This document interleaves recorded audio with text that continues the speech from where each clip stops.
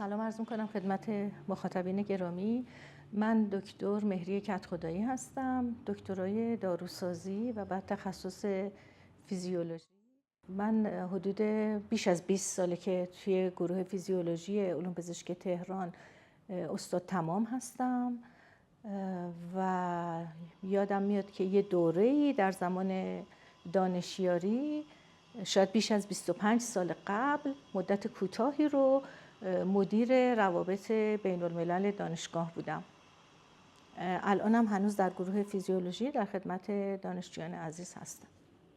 حالا دوره خیلی کوتاه بود و دستاوردم واقعا دستاورد ما نبود، ولی من وقتی مقایسه میکنم با سالهای بعد و یا حتی قبل از اون، من فکر میکنم توی اون سالها میزان مبادلات بین الملل ما خیلی بیشتر بود. یعنی امکان سفر برای اعضای هیئت علمی، حتی دانشجوها، حتی پرسنل، مربیها خیلی بیشتر این امکان رو داشتن که به سفرهای بین المللی برن و همینطور تعداد بسیار زیادی کنگره ها و وقایع ایونت های بین الملل در دانشگاه برگزار می شد که به دلایل کاملا مشخصی تو سالهای بعد این اتفاقات نیفتاد.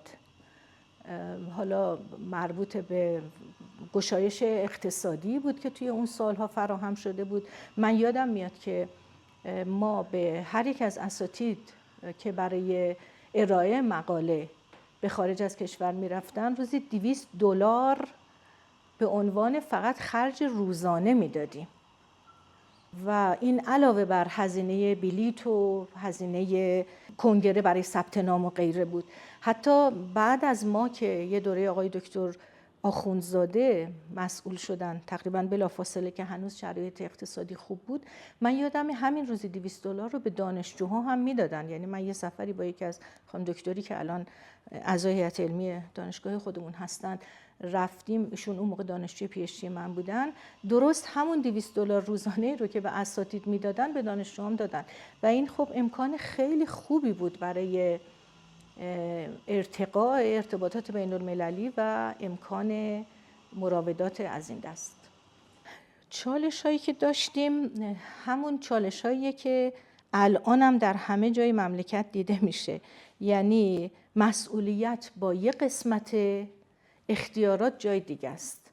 یک فردی مسئول میشه باید پاسخگوی همه مراجعین باشه، در صورتی که اختیار انجام خیلی از کارا رو نداره. من بزرگترین مشکلم این بود که منجر به این شد که کوتاه در خدمت دانشگاه باشم اون موقع و خب بعدم مسائل دیگری بود که من فکر میکنم چون در دوره اصلاحات بود دیگه، در دوره آقای خاتمی و آقای دکتر ظفرقندی بود که من اینجا در خدمت دانشگاه بودم، اینقدر به نظرم میاد روابط بین الملل نضج گرفت و همه چیز خیلی خوب پیش میرفت که بلافاصله بعد از اون روابط بین الملل تبدیل شد به معاونت بین الملل و مستقیما رفت زیر نظر رئیس دانشگاه، در صورتی که تا قبل از اون در حد یه مدیر کلی بود و زیر نظر معاونت پژوهشی هم بود.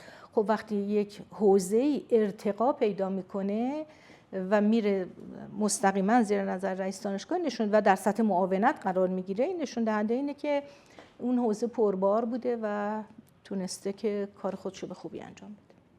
من از خودم نمیگم، از قول اساتید علوم اجتماعی میگم. برای توسعه باید اقتصاد بالنده داشت و این اقتصاد میتونه پایه‌ای باشه برای یه روابط بین الملل شکوفا.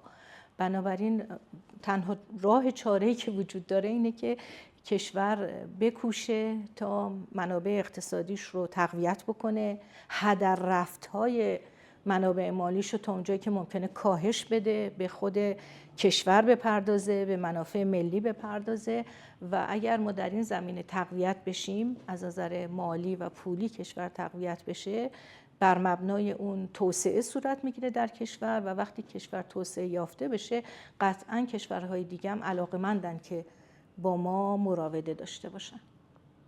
میدونم تلاش خیلی میشه، میدونم چه زمانی که آقای دکتر کردی معاون بین‌الملل بودن، چه الان آقای دکتر جعفریان هستن، همینطور شما و بقیه پرسنل، میدونم همه تلاششون رو میکنن که ارتقا ببخشن به مسائل ارتباطات بین الملل، ولی مشکلی که وجود داره اینه که همه اختیار دست اینها نیست و همونطوری که عرض کردم خدمتتون، به نظر من 2 تا عامل بسیار مهمن. یکی منابع مالی کافی در اختیار باشه و دوم اون همکاری که باید از طرف ارگان‌های دیگه برای نگه داشتن این سطح از روابط باشه. من هیچ کدوم اینها رو در سطح مطلوب نمی‌بینم. بنابراین با وجود اینکه اینها در سطح مطلوب نیست، وقتی الحمدلله روابط بین الملل برقراره، این نشون دهنده تلاش زائد الوصف معاونین بین الملل و پرسنلی هست که اینجا هستن. من واقعا قدردانشون هستم، ولی به عنوان نمونه من خودم الان سال هاست که هیچ کنگره‌ای نرفتم، به دلیل اینکه خب ارتباط باید 2 طرفه باشه، از اون طرف باید اونام بیان که چنین امکانی نیست. بنابراین از روی همین من میتونم قضاوت بکنم که شرایط به چه نحویه. تنها چیزی که به فکرم میرسه اینه که یه مقداری محدودیت‌ها برداشته بشه. منظورم محدودیت‌هایی که از خود حوزه روابط بین‌الملل هست نیست، محدودیت‌هایی که خارج از این حوزه برای سفر اساتید به خارج از کشور و یا دعوت از همکاران از خارج از کشور هست. اگر یه مقداری این حساسیت‌ها و محدودیت‌ها برداشته بشه، اساتیدی که خارج از کشور هستن بدون نگرانی از اینکه براشون مشکلی پیش بیاد بتونن به راحتی بیان، من فکر می‌کنم این میتونه کمک کننده باشه. من خیلی خوشحالم که میگم بعد از 20 و چند سال دوباره برگشتم اینجا و در خدمتتون هستم و براتون آرزوی موفقیت